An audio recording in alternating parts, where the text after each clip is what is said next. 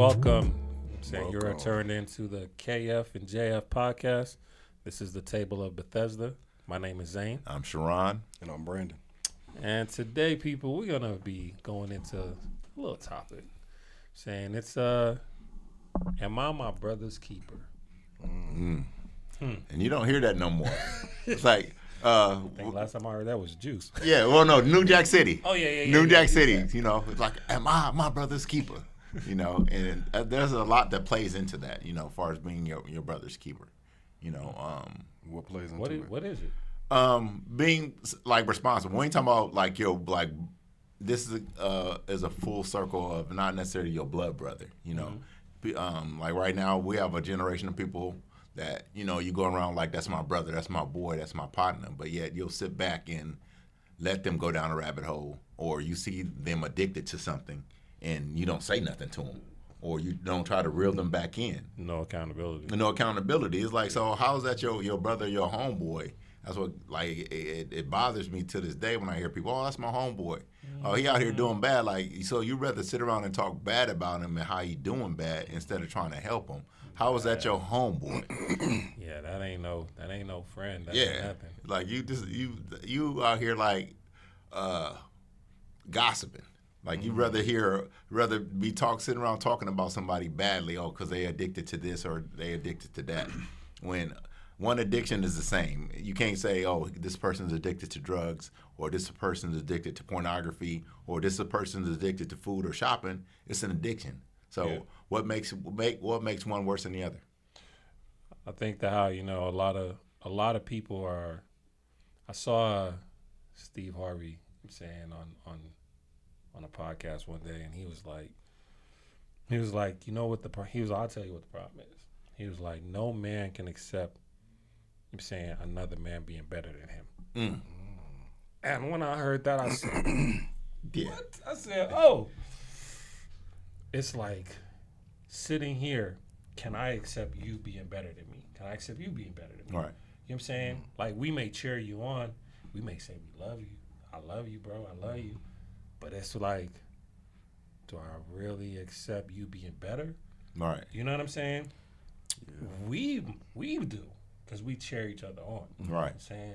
But some men out here, they don't want to see you. Oh, no. They don't want to see you win, or they don't want to see you in a better position. They expect you to always keep getting it out the mud or stay in the mud. Yeah. So even though you know what I'm saying, you sit up here and, yeah, that's my homeboy. You know what I'm saying? That's my boy. You know what I mean? I got mad love for him. But I ain't really trying to see him do better than me, though. Right. So, right. What's that quote that goes, everybody loves you till they see you as competition? Yeah. Facts. And let's say competition, or they see the potential in you to be great, and they like, I'll be damned if I let you be better than me. So I'm gonna dig this hole and let you trip in it and throw a jacket over it or whatever it is to make you to stumble and fall. Yeah. And see, that's taking it. Definitely not being somebody's brother. Now, there's okay with a little bit of friendly rivalry. Yeah, a little friendly competition. You know, like right. Kobe, T-Mac. You know what I'm saying? Kobe, Absolutely. Iverson, Kobe, Shaq. There was a friendly rivalry that pushed each other to another level. Yep. There's nothing wrong with you pushing your brother to another level. Yeah. That's fine, because I do want to see you win. Exactly. But I want to win too, but let's win together. You know what I'm saying? Yep. And then we can swap jerseys at the end of the game. Right. But yeah, like you said. But even so, with the rivalry, how far are you willing to let that person go to say like they could be better than you? The reason why I say that is because you brought up basketball, and I was looking at, you know, I'm not a Laker fan, first off. You know, nobody's perfect. Right. It's all right. He's still a good person. Yeah. He's still a good person. Don't judge him. It's all right. Not a Laker fan. Celtics all day. But anyway.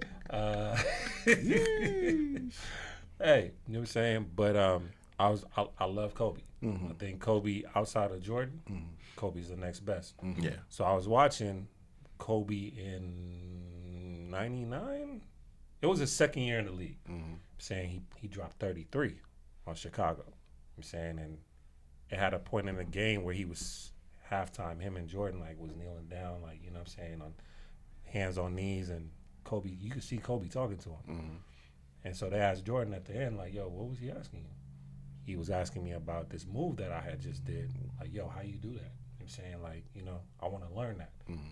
And Kobe Jordan was like, yeah, I gave it to him. I told him how to do it. Mm-hmm. Yo, you got to do this, do that. And I was like, yo, that is what I'm talking about. You know what I'm saying? Like, yo, you are looking out for him to be better. Learn as much as you can so you can go on and be better. If you become better, great. If you don't, you know what I'm saying, you learn a new move, you know what I'm saying, that better your game against other people. Put you it know in your bag. Put it in your bag. Like, and that's what the responsibility as brothers is. You know what I'm saying? It's like, yo, am I your brother's keeper? I may not talk to you every day. But when I do talk to you, I'm going to make sure that how I give you something, you know what I'm saying, that you could take and go about and do what you got to do with it. You know what I'm saying? And be best. And I think it's a lot of that to a point where we making the graveyard rich. To where the graveyard is the richest place on this planet. People are dying with these gifts, these dreams, and these admirations, but they so selfish. Instead of me, if I don't have the skill set or the potential, and I see it in you, like, oh, that's built for you. Right. Let me give you the game. Right. And here you go. Run with that. You know. They don't want to do that. They rather keep it and take it and continue to build the graveyard with all this riches and all this craziness instead of passing it to the next person. Like, look, at what point, if you really want to see your brother win, or if you got a move you making or play you making, add him into the play. Like, hey, you good at this. Be a better teacher.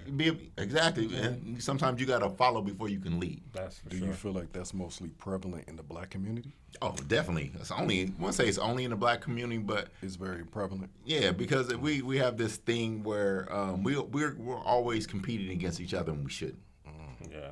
And it's because at the end of the day, they judging us as a unit anyway.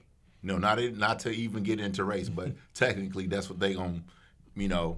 They think all black men are lazy, or they think everybody black steal, everybody black's a drug addict, or whatever the case may be. It's still that stigmatism, you know. Do we play into it? I'm sorry. I'm sorry. Go ahead. Do we play into it? Oh yeah. When you catch so many, you got black people fighting on social media, and everybody's so quick to record it and post it. All you're doing is belittling your people, showing these people exactly what they portray us as. I'll say this.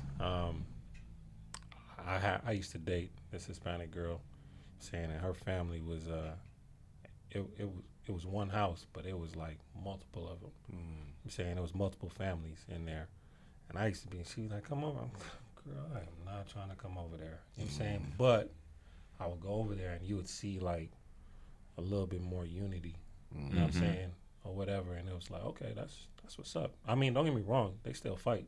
They still, you know, have their issues. But the way and how they was doing it, you know what I'm saying, like, she's doing well for herself now. You know what I'm saying? She married, she got kids or whatever. But it's like everybody that was in that house got home, got property, you know what I'm saying, doing well. I'm not saying like, you know, that's just all every you know, but I hear that storyline a lot. And I would like to see, you know, I'm not saying I don't hear that within our community. I'm saying within the black community, but you know what I'm saying? I would like to hear that a little bit more. But it is more prevalent for them to work together in other communities. I actually saw a video on social media maybe about a year ago, and it was a Hispanic man, and he was giving a message to the black community. And he was saying, you know what, a lot of times you guys see us and you'll be like, he said something to the extent of you'll see the Hispanic dude with a nice truck, you'll see the Hispanic dude with a nice house, and you'll probably be thinking like, how did he get that? He said, because we work together. And he was basically critiquing us and saying how we don't want to see each other win because we do have this mentality where we want to floss on each other. You know, and we say, yeah, I'm my brother's keeper just as long as my brother keeps in his spot. Right. Yeah. As long as he play his position. Like, I need you to be behind me. Like, right. That's not that's not that. And you know, my concept now is like the world don't need another you in your stinking thinking to where what was privy as we were growing up and the way that we were raised may not always may seem right. Like the Bible tell you, a man ways it may seem right unto a man, but at the end is death. Amen. So at the same time, the way that we were raised, it may not been the right way, but yet we raising our kids to do the same exact thing. You know, to judge a book by its cover, or don't hang with this person because he do that, or don't hang with that person because they do this. But are you wrong for doing that? Yeah, because you basically now you controlling.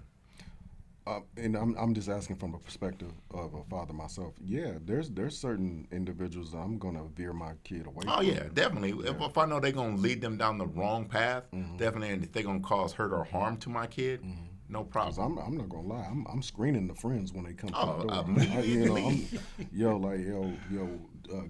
Kayvon over there? Nah, bro, nah. Yeah. You know what I'm saying? You have Bro, to. he can't even, his brother coming in smelling like skunk and got his pants hanging out. I don't necessarily want my child hanging with him. Not to belittle that one. Right. But there's a certain order and structure that we have here in this household, and if you can't get with that, I can't let something Oh come yeah, in. because you ain't pull mine down. We're not having it. I hear that, and y'all both are right. I'm a little bit different. You know what I'm saying? I mean, I going back to not even my son, my younger brother. I'm saying, y'all know him. Yeah. You know, my younger brother. When he was coming up, I had my own spot. I had my own apartment. I had my own house, whatever it may be at the time, and I allowed for certain things to happen because it was my way of protecting my little brother. Right. You know what I'm saying? So it's like when he was, I'm gonna blast you out right now. Yeah. When he was like 17, you know what I'm saying? He came to me and was like, yo, the homie's trying to offer me some weed. Well, you probably shouldn't. You know what I'm saying? But if you do, I want to know. You know what I'm saying? I want to know. I want to know who you're smoking with. I want to know who, whatever. I'm going to tell you why you shouldn't. Saying, and I'm going to give you all the facts so, you know what I'm saying, you can make that decision for yourself. And I do the same thing with my son. Yeah. You know what I'm saying? Like, yo, whatever decision, I'm going to guide you the way I feel like, you know what I'm saying, you need to be guided. I don't think you should do this. I don't think you should do that. But if you choose to, because at the end of the day, this is a choice. Right. Everything that we do, you know what I'm saying? Facts. You don't have to answer for your choices. Yeah. Okay? So when his friends come over, they be like, yo, we going to Zane's house. That's the kicking spot. You know what I'm saying? Right. His parents is cool. And it's not that we cool. We just allow them to be kids. Right. You know what I'm saying? Yo, y'all come over, y'all hang out. One of them was cussing up a storm. I pulled them to the sides. Let's go have a talk. Yes, sir. You know what I'm saying? Yeah. Like, And let's have a conversation. I don't disagree with that at all. Yeah, yeah. But So it's like, I guess I'm just saying, if it looks like a situation in which he can end up in a bad situation, that's when I'm intervening. Correcting. Yeah. Yeah, no, that's I what got. yeah. One of them. Yeah. One of them is he's a. I'm not gonna bash my son's friends, but he's a situation. But Probably saying, waiting to happen. Yeah, we'll get into that after. After the break. But with that being said, let's just ask a question to the viewers. Am I being too? I want to know from me. Am I being too much of a stickler as a parent by trying to filter the people that my son hangs around with? And what would you that guys comes do? down to access. It does. We'll talk about that when we come back. Yes, sir.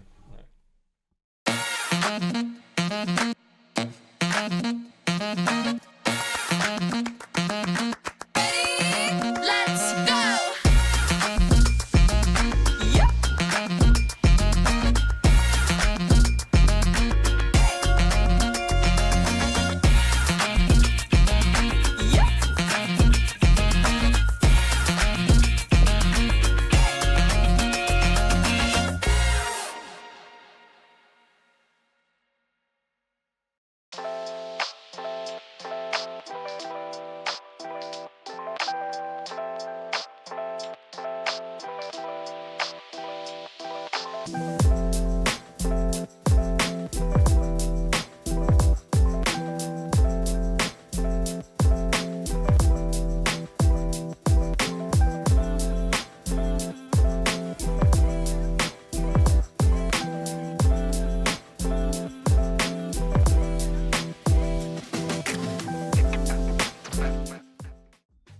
I'm your host, Brian Weathers, former Division I athlete and overseas pro. Each week, I sit down with players, coaches, and grinders who lived the game but didn't always reach the dream. From college standouts to overseas warriors, this is where we unpack the truth. Behind the journey, the highs, the lows, the heartbreak, and life after the final buzzer. He's on his way, he's about to get paid. He's on his way to Hollywood. All right, welcome back. Welcome back. So like we were just talking about from the perspective of a parent and how we're doing our parenting, I think, Sharon, you had something you wanted to say about that? Oh yeah, as a parent, there's a lot of single mothers out here, and single, no matter what race you are, we get it. It's hard to raise a boy, and even raise children by yourself. You know, me and my wife, we had this conversation like years ago when my son was young, and you know, because she used to be on me about how I discipline him, and I had to tell her like, can't no woman teach no boy how to be no man. So then once it settled in and she grasped it, like she stepped back and allowed me to be a parent, and being able. When I say step back and allow me to be a parent, but let me discipline the way that I needed to discipline them. Yeah, she got to get out the way. She got to, and as women, y'all got to get out the way and let. You can't say that person, your son, dad ain't nothing, when you're not allowing them to be something. You're like, oh, he ain't nothing. You know, he a deadbeat dad. Well, stop. First of all, don't let your kids hear you call them that. And power of life and death is in your tongue. So watch what you speak into people. When say even your boyfriend, your baby daddy, watch what you call them, because your kids hear them that. You know, and they get in their spirit. So, you know, as single mothers raising these young boys, stop being a friend. Stop being a friend, because you hindering them. Yeah. You know, they out here and ain't got no manners, and they really out here being very beguiling to women, because because that's mama's little old man. So he figured he got his mama eating out his hand. He can get every woman eating out the palm of his hand because he cute, he handsome, oh, he smell good, whatever the case may be. Stop allowing that. You know, your son ain't your boyfriend. Yeah, he is not your boyfriend, and stay out that boy pocket. And another thing too is, you know, boys are like pit bull puppies. Yes, They're sir. cute, cuddly, and all that, friendly. Till they get big. Till they get big, and once they get to a certain certain weight, certain height, you can't tame it. Right. You know, once he's gonna get bigger than you, and now you want to try to check him. Good luck. Yeah, I think that, you know, you just gotta make sure. Look at stuff that we see on social media. They got this prank. I know people gonna be like, he always talking about social media. But it's real life though. That's right. Really Right. checking Real it life. out. I be having to know what's out there. But yeah, you got a prank stuff going on right now where, like, you know, a lot of kids, mainly young teen boys, are like going around pranking their mamas, like, you know, like, y'all get to it when I feel like it. You know, and Take out the trash. I'll do it when I'm ready. And that little, what's that? The flinch challenge. That flinch Yeah, challenge. they flinching at their mama. Flinch at your parent. When I seen that, I called my son. I said, "Yo, you see Please, this right here? Try me. You know." And he knows when I start rubbing my ear, boy. Right. He said, Martin, he woosah, knows. woosah. It's one of those who, let me tell you. Right. You know, Well, boy. but yeah, it's just you gotta just make sure that how, you know what I'm saying, these kids just understand the things that how they're doing. You know, disrespecting. You know, if you disrespecting your mama, what you gonna do to your girlfriend? Right. You know, what you gonna do to your sisters? You know what I mean? Like, and if you're disrespecting, and I tell my son this all the time, if you're disrespecting my nephews too, I'm saying, if you're disrespecting your mom, your girlfriend, whatever, when you have daughters, Oh, you getting it they're back. gonna get disrespected as well. A boyfriend. Because once you start implementing that and sowing that seed, I'm saying, and allowing that to fester, I'm saying, they're gonna look at that and they're gonna be like, Oh, that's cool. yo, that's cool. That's how it's supposed to be. You know what I'm Facts. saying? Look how my dad talks to my mom. Look how my brother talks to my sister. You know what I'm saying? It's okay. So when a man starts belittling a woman, you know what I'm saying, she gonna be like, oh yeah, that's okay. You know what I'm saying? Because I saw that growing up. And we're saying this because at the same time, it still ties into, am I my brother's keeper? Because your boys are going to be somebody else's brother. Yeah. Or they already somebody else's brother. Right. So it's the kids are going to emulate what they see. So even as men, women, be careful what you allow your kids to see.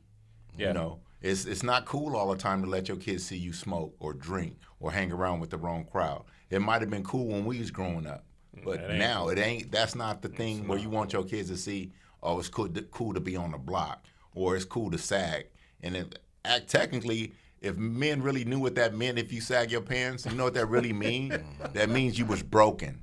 That means the master broke you. That means at the same time they was having ain't sex lying. with women, He's they not was lying. running around here breaking men the same way. Yeah. So by you sagging your pants, young boys, even some grown men, are you broken? Did somebody run up in your stuff? Because you run around sagging your pants, showing your bottom half. And what he means by that is you're letting people go into the exit. Right. No exit. So and That's the exit. It's like take some pride in what you wearing, bro. Like you ain't got to sag your pants to show that you hard or tough. I get it.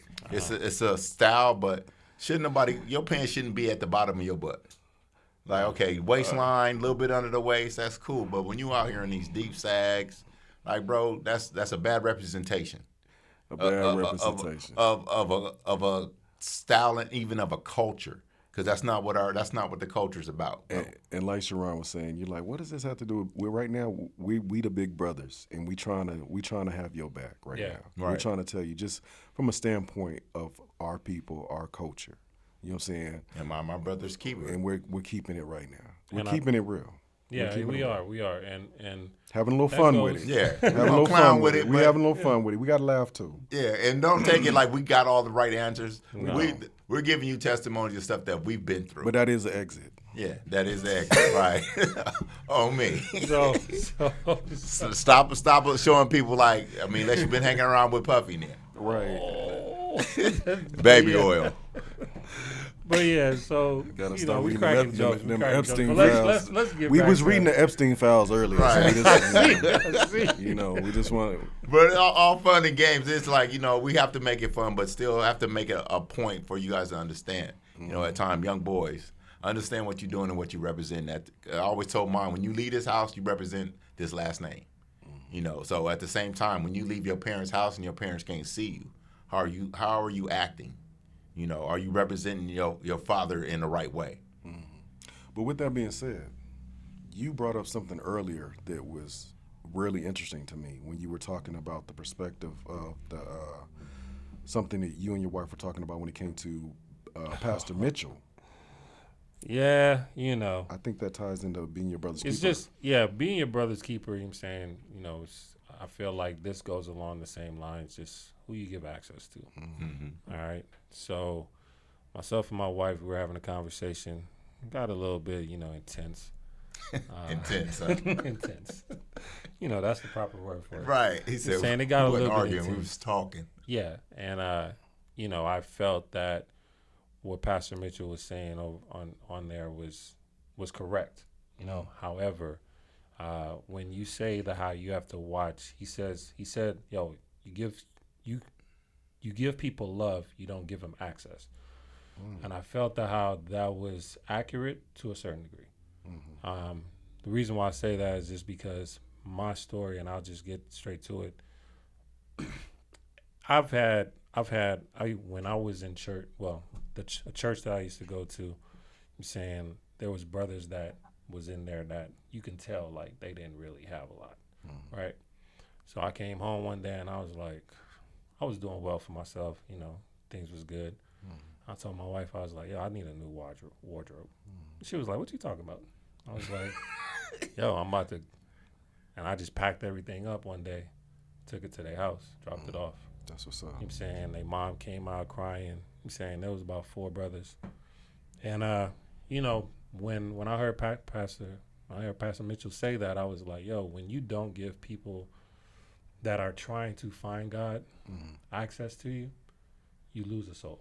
You know what I'm saying? So it's like, I get what he meant. Like, yo, you can't just allow people to just be able to get to you. You know what I'm saying? And when they do, you have to be careful because some people ain't of God. Right. You know what I'm saying? Some people ain't holy. Some people ain't right.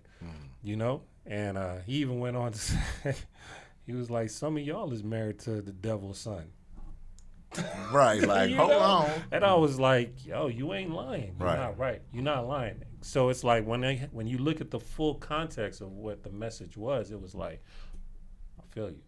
But when you get on social media, you get these little snippets. It's like, That's, I was just like, so my wife disagreed. She was like, yo, you can't give people access. I was like, but if you don't give people access How would to they you, know? how will they know? How do they know? How do they see God if they don't have access to you? Yeah, if you're not being like I said, greater is He that is in me than he that is in the world. Yeah. So when you gonna start acting Christ-like? God wasn't like Jesus didn't. He was giving everyone access. And when I gave the clothes, right, I had a leader in the church ask me, do you know, why did you do that? You got to be careful. I'm saying the same message. I'm saying that Pastor Mitchell is saying, yo, you got to be careful. You got to watch. Because I hear how you be giving them rights to work, and you just got to make sure that people not taking advantage of you. And I'm like, yo, if I go and I give him clothes or I give him a ride to work, I am basically walking the way Jesus walked. Right, I'm being his best cheerleader right now. Saying, like, whatever they do with that or their reasoning for that or whatever the case may be, if he took the clothes and he went and he sold them and got money and went and spent whatever, that ain't got nothing to do with me. Right. You know what I'm saying? That ain't got nothing to That's do like with me. people paying their tithes. Like, I ain't paying my tithe. I don't know what they do with the money. That's between him and God. After ain't you got put nothing that to money do in with that you. plate Yeah. or put it in the basket, that's not your problem. So it's like, am I being my brother's keeper by just giving them that access? I feel like sometimes you have to. You can tell, and this is my thing too. Because I was talking to Pastor Mitchell like while he was saying it, I was like, Pastor Mitchell, if you walk in with God and you got that relationship with God, you can tell if you can pick up on that energy. Like, nope, let me step away from you. Like the Bible tell you, try the Spirit by the Spirit. So That part. You know what I mean? Spirit led. So it was just like, we had a little heated discussion. Well, just one of those. It's the as married people, as married couples, sometimes we have to learn to decipher. Like, we come from two different backgrounds. I know me and mine do. To where you being able to, you gonna have your own opinion, I'm gonna have mine. Right. And it's like there's no right or wrong. It has to be that, okay, that's your opinion. I'm not trying to change your opinion, so you can't get mad at what they saying. I think sometimes as men, even when I say men, I know I speak for myself. As they're talking, I'm looking. I already got my mind up with what I'm saying. Like, I'm gonna respond to this. I got you. Like, yeah, keep on talking. And my response is, I'm more interested in my response than technically actually listening to what she's saying at times. So you gotta listen. You gotta listen. So at some men, I'm not just trying to bash all the men at times, but even for women too. Like, why they talking? Don't just be thinking of your rebuttal while he talking. Because sometimes we feel unheard at times. And that's a lot of the weight that we carry. Y'all never give us our flowers ever. We can go build a house from scratch, and you can be like, oh, it's missing a bathroom. Like, not saying y'all do it all the time, but women at times give men their flowers. Okay. While we still alive. Don't wait till he dead where you up there, you crying or dealing with whatever that you dealing with. Give us our flowers, man. We out here earning it or doing the best that we can. Like, so what you're saying is you were doing your best at that time to be your brother's keeper. Yeah. right. And you felt like she wasn't understanding that, or the minister leadership wasn't understanding that. Yeah, the leadership she was supportive of it. I'm saying wifey was supportive, but it's just when they found out how that's what I was doing, it was just one of those, you need to be careful. It wasn't like, why did you do that with an attitude? It was just more of a, hey, be careful who you're giving access to. So it brought back, seeing Pastor Mitchell talk about it, it brought back that conversation. So what was I guess what I'm trying to figure out is, what was your wife's opinion? What was her argument or her counter to that? She just didn't feel like, you should give, and this is where... does she feel like people should have limited access? Or she's talking about fully no access? Like, you shouldn't give people access. They should have to earn that access. Facts. You know what I'm saying? And how does somebody earn the access if you don't let them get close enough? That was my question. That's me asking. That's me asking. Come my man saying some slack. Well, for me, for what I'm saying in her defense, but what I'm saying is like, there's no such thing as new friends. You know what I mean? And people, stop calling people your friends. Some people are in your life for a season, and you're supposed to learn from them, or you're supposed to teach them something in that season. I think at times we miss it because someone told me something, and it was like, "Oh, I ain't talking to you no more." Blah blah blah blah. Like, oh, that's what we doing. Okay. And one say I got in my brother called it the emo bag. When, you're getting your little emotions and feelings, E's and F's. And I was just like, started feeling some type of way. Then, one of the brothers at the church, he's like, look, and I didn't even tell him what was going on. He's like, sometimes people are in your life for a season, and that season has expired. And you still want that person in your life, but God is not going to be able to elevate you or move you past a certain situation because you steady want to keep dragging this bag with you. Got you. Yeah. Okay. So, absolutely. Great points, great perspectives from both of y'all. Once again, the whole topic this time was about being your brother's keeper. I feel like we got a lot of information out there, a lot of conversations. I guess what we're trying to figure out is how much of being your brother's keeper can you do before it becomes detrimental to you? Oh, I can. That's Real quick story. Shout out to the little brote, Dante Tarver. He got on me one day because I was out here doing something I wasn't supposed to be. And like I said, he was being his brother keeper. He held me accountable one day.